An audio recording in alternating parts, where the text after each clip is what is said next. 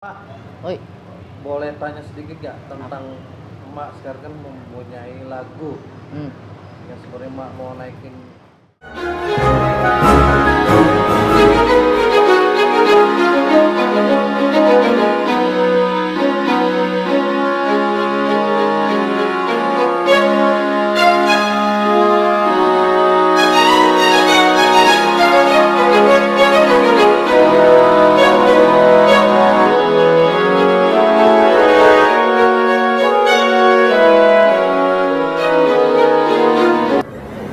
Boleh tanya sedikit gak tentang emak sekarang kan mempunyai lagu Hmm. yang sebenarnya emak mau naikin di media. Apa sih lagunya? Eh, Kebetulan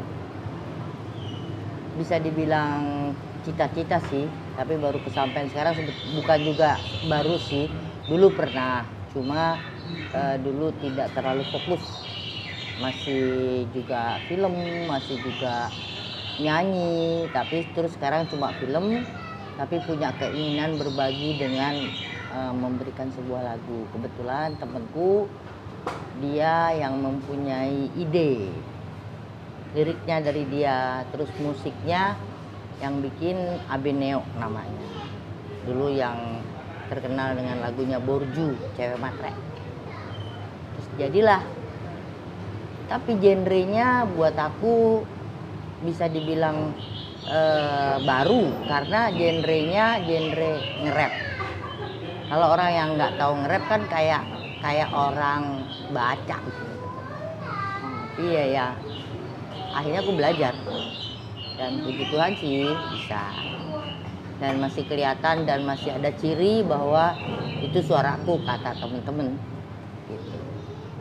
Ya, mudah-mudahan sih bisa diterima dan bisa menjadi berkat buat semua yang dengar. Itu sebenarnya lagu itu sebenarnya udah lama ya Pak dibuatnya? Lama sih enggak, tahun ini, cuma bulannya bulan 4 kalau nggak salah bulan 4, lalu kita rekamannya bulan 6 atau 7. Tapi kan itu semua proses, karena kita mengangkat lagu ini, kita hanya mengajak orang yang mengenal Tuhan yang saya yakini itu sama siapapun, cuma beda nama mungkin. Jadi kita mengajak, di refnya ada kurnya tuh kita mohon bantuan dari teman-teman Katolik, teman-teman Betel yang sudah masuk, baru Katolik sama Betel. Yang GPIB-nya kebetulan saya mengajak teman-teman di gereja Jawa, tapi mungkin mereka lagi sibuk jadi belum kelar, masih diproses. Ya, saya akan coba mengingatkan kalau mereka sibuk. Saya juga tidak memaksa, karena kita hanya ingin mengajak bahwa mari kita bersyukur sama Tuhan yang sudah menganugerahkan nafas buat kita dengan gratis. Jadilah berubah menjadi baik, tapi juga bertumbuh untuk bisa menjadi panutan. Nah sekarang kan Mbak punya, sekarang kesibukannya bikin lagu juga udah, ya, sinetron juga udah, semuanya juga udah. Nah, Layar lebar kali ya? layar lebar ya, layar lebar. Nah sekarang kan Mbak profesinya, sekarang orang udah pada tahu nih kok Mbak kenapa sih emang basicnya pengen jadi ke lagu nih dibandingkan layar lebar? Nggak juga, layar lebar masih tetap. Lagu ini kan satu persembahan syukur gitu. Satu persembahan syukur yang bisa aku berikan kepada yang aku yakini, Tuhan. Jadi mungkin hanya sebutan saja. Kalau aku kan sebagai orang Kristen bilangnya Tuhan Yesus. Mungkin kalau yang lain bilangnya Nabi Isa kan. Tapi buat aku sama aja sih. Nah sekarang lagu-lagu kayak gini Mbak kan udah masuk di Spotify ya? Ya, Spotify, Apple. Itu emang maksudnya udah berapa yang masuk di Spotify itu udah lama kok belum sih? Enggak, masuknya baru kemarin, tanggal 20 Oktober. Cuman itu juga belum lengkap karena belum dimasukin yang Katolik sama yang GPIB, yaitu yang kita coba mengajak gereja Jawa yang mewakili. Pernah nggak Mak ditawarin di konser dengan lagu ini? Belum. Kalau ada yang mau nawarin nggak? Boleh-boleh aja. Pasti bentar lagi kan Natal ya. Pastilah itu karena kita mau mengajak orang punya rasa syukur. Karena kebanyakan dengan kondisi dunia seperti sekarang banyak sekali yang terpuruk. Tapi kalau kita mau mengingat lagi, satu, saya selalu bersyukurnya nafas saya nggak beli. Jadi saya harus selalu bersyukur. Kan kalau beli, wih, nggak kebayar kayaknya deh. Nafas. Makanya kan kalau nggak ada nafas langsung tewas. Ya kadang-kadang banyak orang yang masih mengeluh karena masih mikirin dunia. Boleh, itu dia, mereka punya hak, boleh-boleh saja. Tapi harus diingat, karena mungkin rezeki itu tidak semuanya buat kita pribadi. Kadang-kadang memang kita harus berbagi. Nggak kadang-kadang sih, harus. Walaupun soal persentase itu tergantung dari kitanya sendiri. Kalau aku istilahnya gini, aku dapat 100.000 misalnya, aku lempar ke langit, semuanya buat Tuhan. Nggak ada lagi yang bilang 10%, 20%, 30 atau 50 gitu, bukan. Tapi semua buat Tuhan. Aku tunggu yang jatuh ke bawah, pasti kan jatuh lagi itu 100.000-nya. Artinya harus dengan keikhlasan dan tanpa pamrih, karena Tuhan juga memberikan kita nafas tanpa pamrih. Pak, kira-kira lagu ini Mbak pernah berapa lama nih menyanyikan lagu tentang lagu album baru ini? Ada kesalahan nggak? Pernah nggak? Oh, kesalahan sih. Itu sih kegagalan itu harus kita lewati. Kalau kita tidak pernah punya kegagalan, bisa dibilang kesuksesan sementara karena tidak punya basic kuat. Tapi kalau kita punya kegagalan, kita akan tambah belajar dan lebih mencoba memperbaiki. Jadi istilahku gini, hari esok harus lebih baik. Jadi itu yang bertumbuh.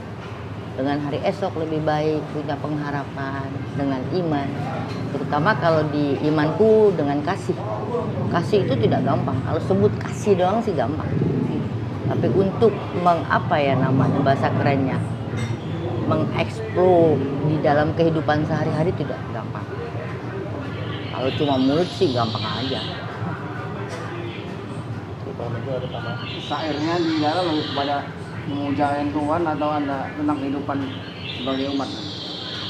Ada rasa syukur yang aku dan temen yang punya ide lirik ini, rasa syukur kita terpilih oleh Tuhan menjadi pengikutnya.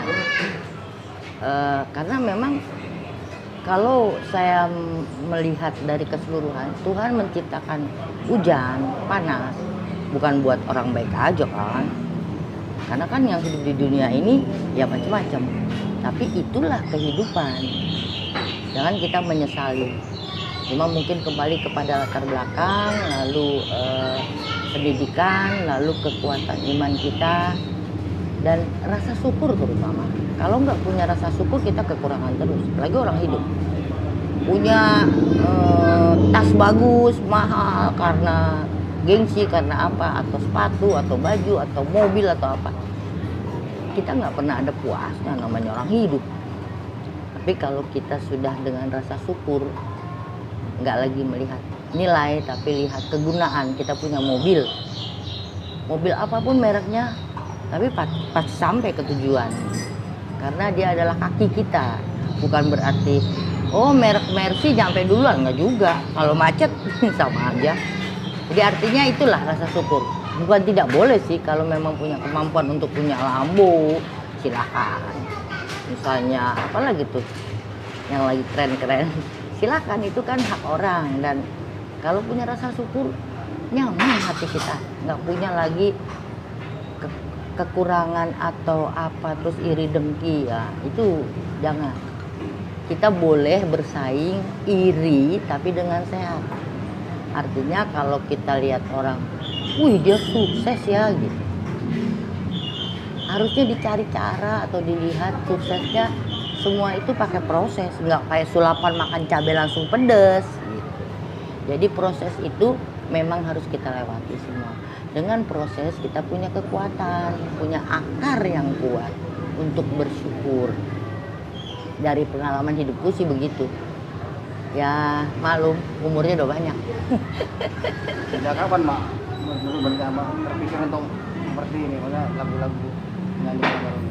Sebetulnya lagu-lagunya sih pernah aku tahun 2000 berapa ya, lupa juga sih. Dulu ada perlombaan di gerejaku, aku walaupun cuma masuk dalam 10 besar, lalu aku nyanyinya juga sama almarhum Uta, almarhum Junadi Salat, apalagi ya, pokoknya banyak lah. Tapi waktu itu hanya memberikan sebuah lagu karena kebetulan mereka tahu aku bisa nyanyi. Tapi sekarang mungkin isinya beda. Kita betul-betul merasa bersyukur kenapa kita dipilih sama Tuhan dan diselamatkan. Nah, tidak semua orang, tidak semua. Jadi ada kalimat yang aku baca di Alkitab, banyak yang terpanggil, tapi tidak semua yang terpilih. Apa nih Mak langkah kedepannya untuk lagunya Mak nanti di 2024, 2023?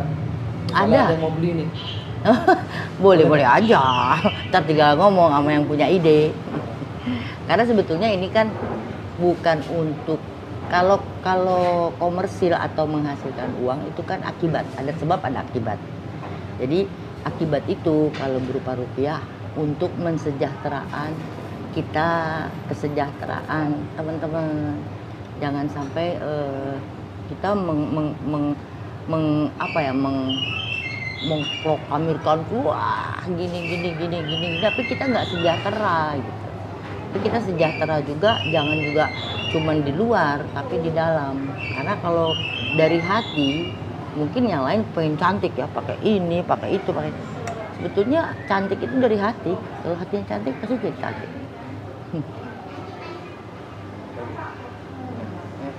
Tapi ya, tentang kehidupan seusia Mama ini apa harapan? Kenapa? Seusia Mama ini tentang kehidupan apa yang harus diharapkan? Kebetulan umur udah banyak ya, udah mau kepala 7. Aku bersyukur. Puji Tuhan masih dikasih sama Tuhan bisa nyetir sendiri. Mata cukup bagus. Tapi kalau baca itu umur lah, nggak bisa bohong. Pasti pakai kacamata. Terus dikasih sehat terutama. Karena sebetulnya yang paling mahal adalah sehat. Makanya ada asuransi.